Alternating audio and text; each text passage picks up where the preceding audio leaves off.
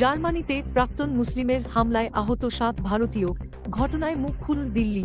জার্মানির পূর্বাঞ্চলীয় শহর ম্যাগডেবার্গের একটি ক্রিসমাস মার্কেটে গাড়ি হামলার ঘটনায় মৃত্যু হয়েছেন একাধিক। এর পাশাপাশি সেই ঘটনায় জখম হয়েছেন প্রায় ২০০ জন। সেই জখম ব্যক্তিদের মধ্যে ৭ জন ভারতীয় আছেন বলে জানা গিয়েছে। আহতদের মধ্যে ৩ জন ভারতীয়কে হাসপাতাল থেকে ছেড়ে দেওয়া হয়েছে। সূত্রের খবর, বার্লিনের ভারতীয় দূতাবাস আহত ভারতীয়দের সম্ভাব্য সব রকম সহায়তাও দিচ্ছে।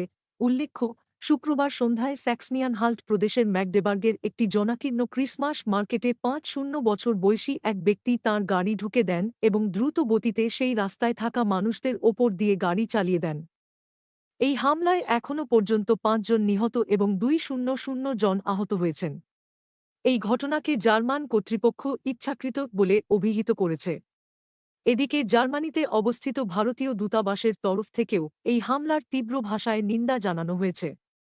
এক বিবৃতিতে এই হামলাকে ভয়ঙ্কর ও কাণ্ডজ্ঞানহীন বলে নিন্দা জানিয়েছে ভারতীয় দূতাবাস। পাশাপাশি দূতাবাসের তরফ থেকে জানানো হয়েছে, আহত ভারতীয়দের সঙ্গে যোগাযোগ রাখা হচ্ছে। এদিকে এই ঘটনা প্রসঙ্গে একটি বিবৃতি প্রকাশ করেছে ভারতের বিদেশ মন্ত্রকও। দিল্লির বক্তব্য, আমরা জার্মানির ম্যাগডেবার্গের ক্রিসমাস মার্কেটে ভয়াবহ ও কাণ্ডজ্ঞানহীন হামলার নিন্দা জানাই। বেশ কয়েকজন এই হামলায় তাঁদের মূল্যবান প্রাণ হারিয়েছেন এবং অনেকে আহত হয়েছেন। আমরা তাদের জন্যে উদ্বিগ্ন, ক্ষতিগ্রস্তদের জন্যে আমরা প্রার্থনা করছি। আমাদের মিশন আহত ভারতীয়দের পাশাপাশি তাদের পরিবারের সঙ্গে যোগাযোগ রাখছে এবং সম্ভাব্য সব ধরনের সহায়তা দিচ্ছে। জার্মান পুলিশ প্রকাশ্যে সন্দেহভাজন হামলাকারীর নাম প্রকাশ করেনি। তবে বেশ কয়েকটি স্থানীয় সংবাদ মাধ্যম ওই চিকিৎসকের প্রথম নাম তালেব বলে দাবি করেছে। তিনি সৌদি আরব থেকে জার্মানিতে এসেছিলেন।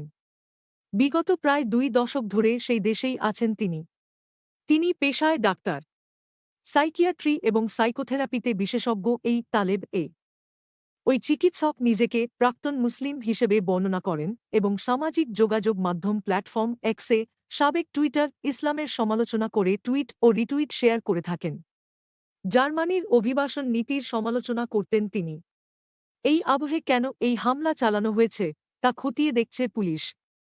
এদিকে যে ম্যাগডেবার্গে ভিড়ে ঠাসা রাস্তায় প্রবল গতিতে গাড়ি চালিয়ে আসার ঘটনা ঘটেছে, সেই শহরের ৪০ কিলোমিটার দক্ষিণে বার্নবার্গ নামে একটি জায়গায় প্র্যাকটিস করতেন এই তালেব